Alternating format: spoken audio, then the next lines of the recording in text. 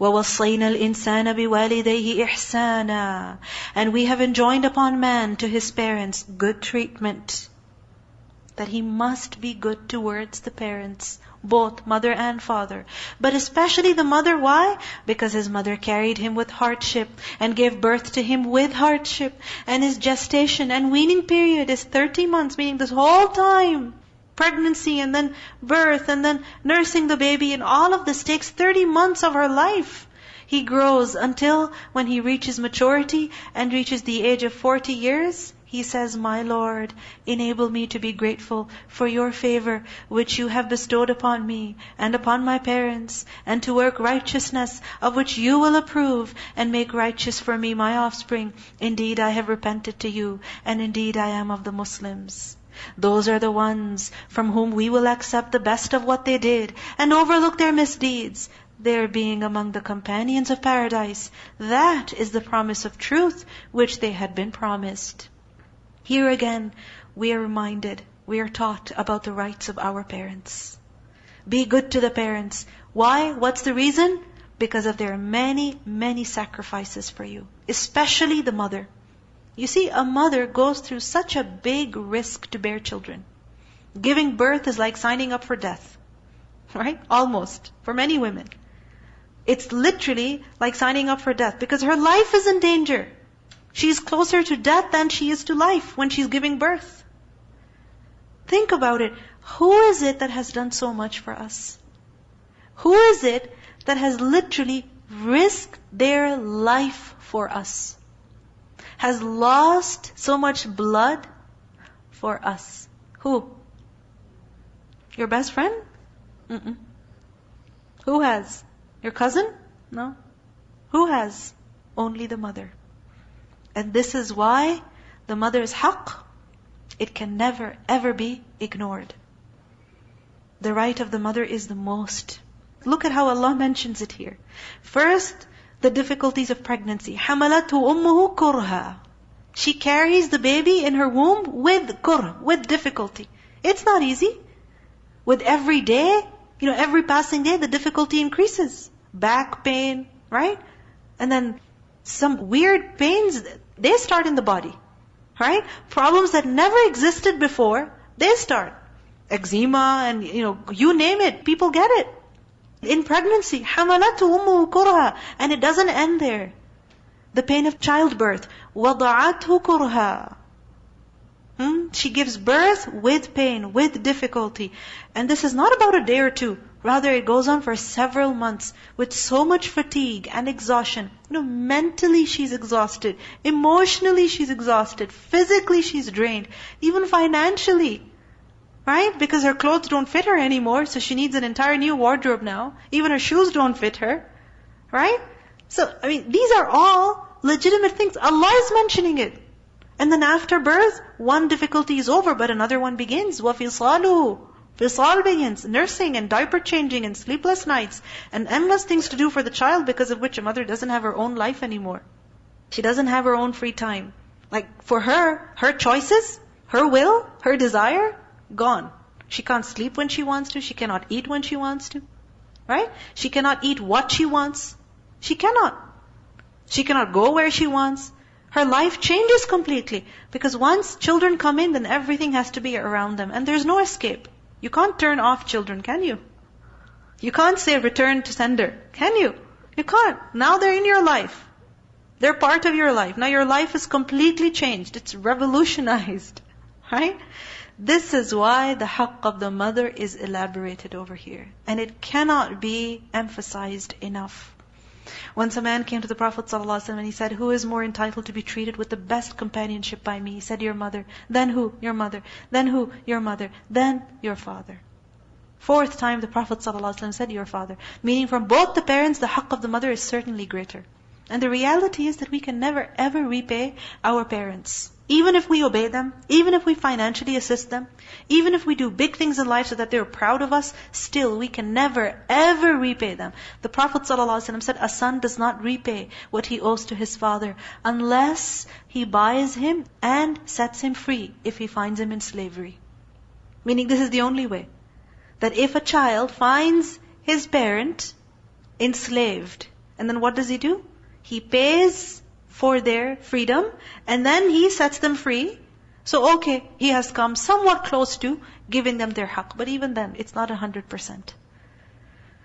And the person who realizes the haqq of the parents, and he shows ihsan to them, such a person is grateful. And such grateful children, what do?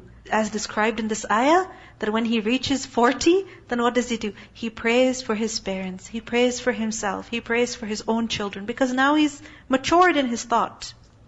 Right? Because many times as young adults, even we don't recognize what our parents have gone through. We don't realize that. We don't understand it. When we go through the hardships of life ourselves, then we see what the parents have done for us. So what's the dua? That, oh Allah, give me the ability to perform deeds that You will be happy with. And then du'as for parents. So really grateful children regularly pray for their parents. Regularly do. This is the first sign of gratitude. Making dua for parents. Regardless of what the parents have done, who they are, how they are. Ibrahim a.s., he prayed for his mushrik father. Didn't he? He did, right? So then, those who are grateful to Allah, to their parents, what should they do? They must make dua for their parents on a regular basis. So Allah accepts the deeds of such people, whose condition of heart is good, whose behavior, attitude is good, ihsan with the parents also. Such are the people of paradise. But the one who says to his parents, uff to you. Another person says to his parents, uff, do you promise me that I will be brought forth from the earth? You're telling me that there's afterlife? He's frustrated with the advice of the parents. He says, when generations before me have already passed on, so many people have died before us, they've never returned to life. I mean, he's giving this as proof. And what a baseless proof this is, because resurrection is not meant to happen while we are alive in this world. It's meant to happen when everybody's died. While they call to Allah for help, and to their son, they say, woe to you, believe. Indeed, the promise of Allah is true. But He says, this is not but legends of the former people. I mean, it seems as if this ayah is talking about today. This is what happens today. And it happened before also. Generally speaking, as kids grow older, and they become impressed by newer and more modern, ideologies and ways of thinking, they begin to think of their parents as backward and old-fashioned.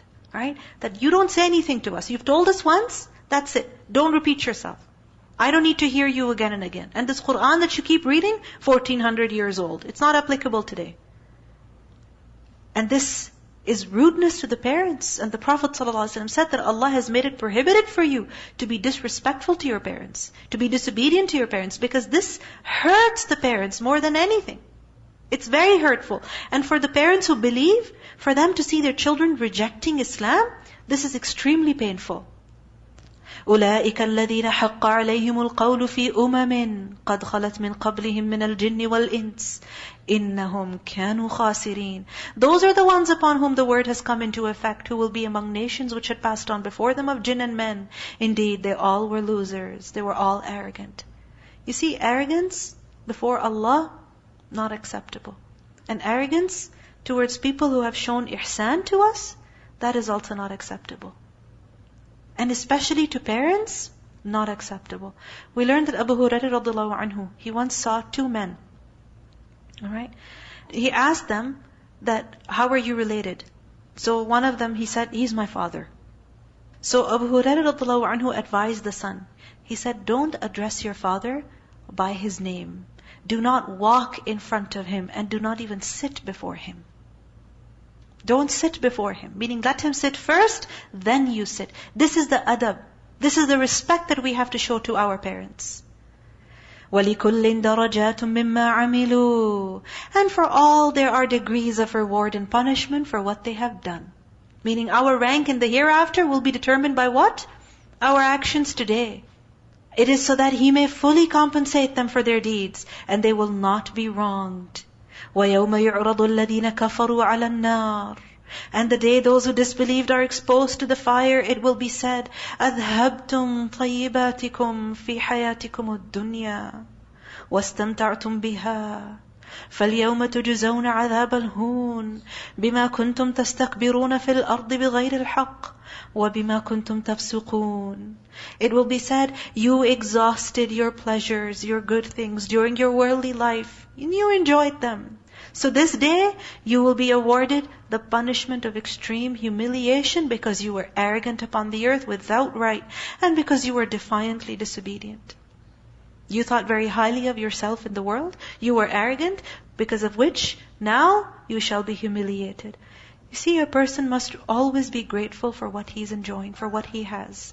And at the same time, while we enjoy our blessings and are grateful for them, we should also remain fearful of Allah when using blessings in this life. That perhaps we will be told on the Day of Judgment that you got what you strove for in the world. You got to enjoy there. You were compensated there. So in the hereafter, there is nothing for you. We learned that when some food was brought to Abdurrahman ibn Auf radiyallahu anhu, and when he saw that food, must have been good, he said, Mus'ab ibn Umayr was martyred, and he was better than I. Yet he was shrouded in a sheet so that if his head was covered, his feet became exposed. And if his feet were covered, his head was exposed. And then worldly wealth was bestowed upon us.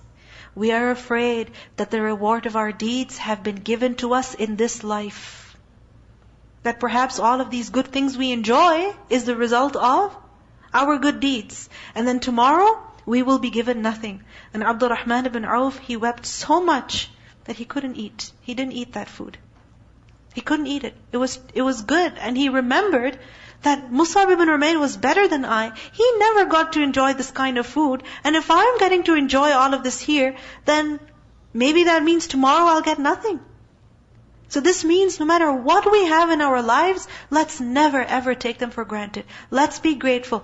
And let's continue the good we're doing and increase in that so that in the hereafter, there is also reward there.